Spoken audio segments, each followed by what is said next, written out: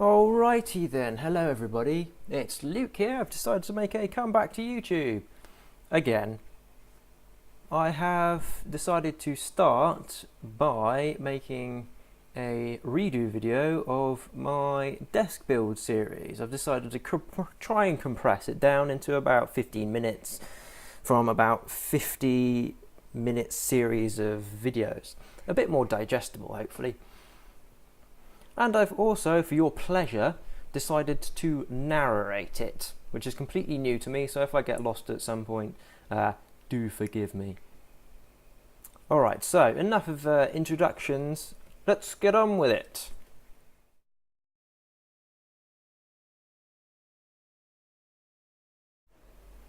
Okay, so, hey look, it's me from quite a few months ago, nice and sped up. So, as you may have already guessed, this desk was made out of a 8x4 sheet of hardwood plywood. And as with most things in life, I made it up as I went along. So my main goal was trying to have as least wastage material as physically possible. Now what I'm actually doing there is using a cutting mat to draw straight lines because I don't actually have a long straight edge ruler. I still don't have one. Now I am actually propping it up on boxes, which I don't recommend anybody does. This has really made my life kind of difficult, but I don't have a workbench, so this was also done in my flat, or my old flat as it may be. There I am using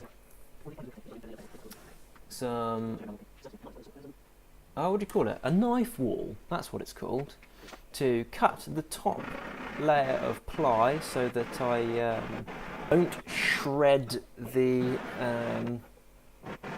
edges as I'm going along with the saw. Although I don't actually think there was any point because I was using a coping, what is it? Is it a coping saw? Flipping tenon saw, isn't it? Oh, there's me trying to make out like I know what I'm doing. Which, yeah, you've guessed by now, I don't. Anyway, I'm actually hoovering as I go along to keep the dust spreadage to a minimum. I think is the main idea of that. I do live with my girlfriend and she doesn't really like it when I get sawdust all over her stuff. Also another problem with not having a proper workshop. But anyway, moving on. I'm not sure what I'm doing there. Sanding. Yes, very interesting. Yes. And here I am talking to myself. Ah yes, this is a little part of my magnificent genius where I decided to use a old tin to shape my cutouts for my cable pass-throughs, which I thought would be a nice design kind of aspect to the desk, I guess. Here I'm actually cheating and using the straight factory cut edge to mark out my lines because I don't have a ruler like I said before. Now at this point you might be thinking, well Luke, why don't you use a power tool of some description to do all this? Well, that's because I am what I call anyway, an idiot.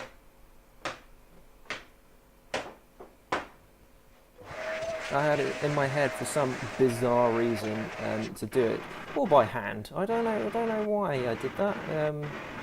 Sometimes I find it difficult to explain myself and the things I do. Ta-da! If you can frickin' see the thing.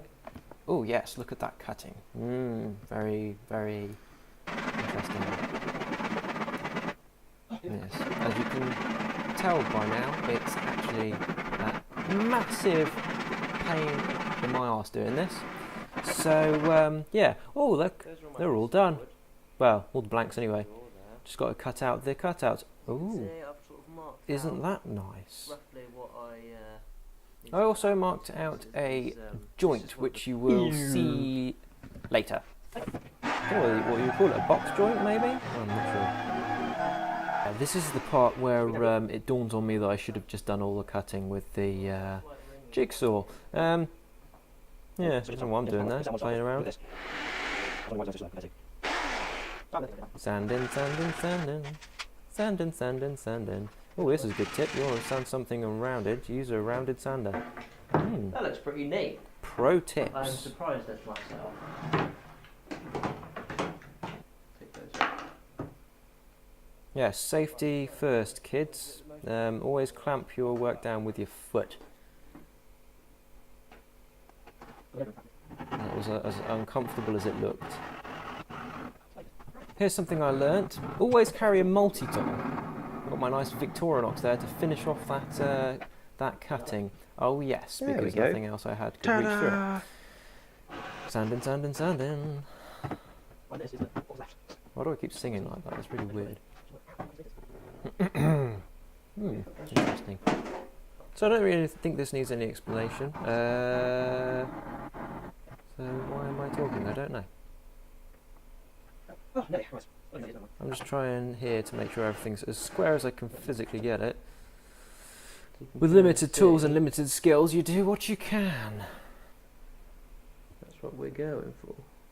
Anyway, all I'm doing here is copying the exact shape or profile over onto the other or opposite side. Oh yeah, look at it. Have Pro woodworking skills and two cameramanship ability. matching pieces. Pretty much. So that's the backboard there. Again, it's going to have another cutout. Well, actually, most of my cables do actually pass through.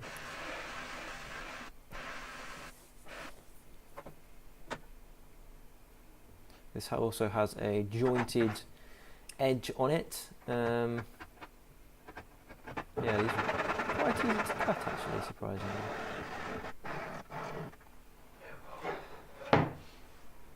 We can always tweak things as we go. Like I said, I did make this up as I was going along.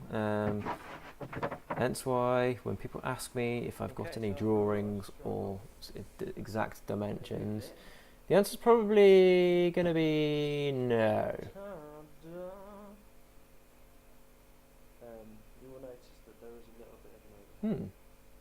Oh yeah, this is when I first started to fit it together.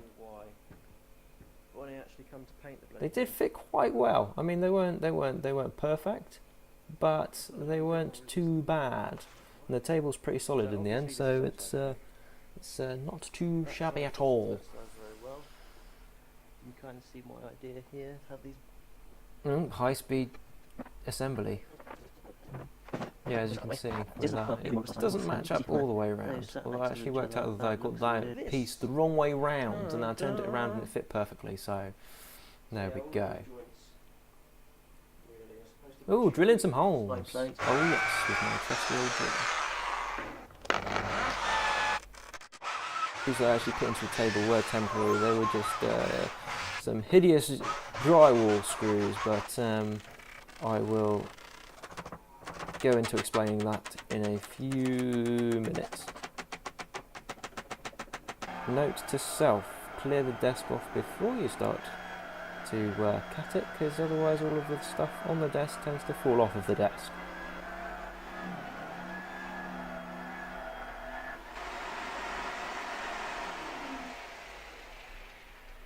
More sanding. Oh, we love our sanding, don't we? It's quite thoroughly, almost like to a beveled edge, I guess, so that well, you don't want any plywood splinters going into you. This is literally the worst way to ever hold a piece of work, ever. I don't recommend it. Holding it with your bowls is a really bad idea. And neat bevels on all of the corners, or the edges rather. So next stage is to put they're all nice and on done. That's almost time for some finishing. Yay!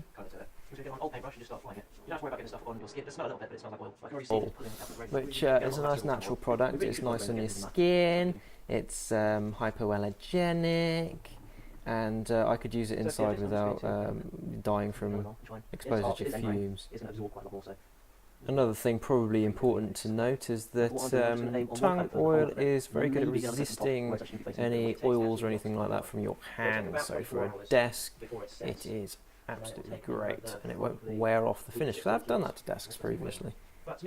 This was a real Karate Kid moment with wax on, wax off kind of thing going on. So this is the desk pretty much complete with some nice panoramic views. Oh yes. Now, as you can see, there are no longer any horrible black phosphate drywall screws. I actually replaced them with these very nice brass woodworking screws. I'm of the philosophy that if you can't hide something, it often looks better to make it a feature than it does to try and, I don't know, paint over it or something like that. So that's what I did, and it actually turned out really, really nice.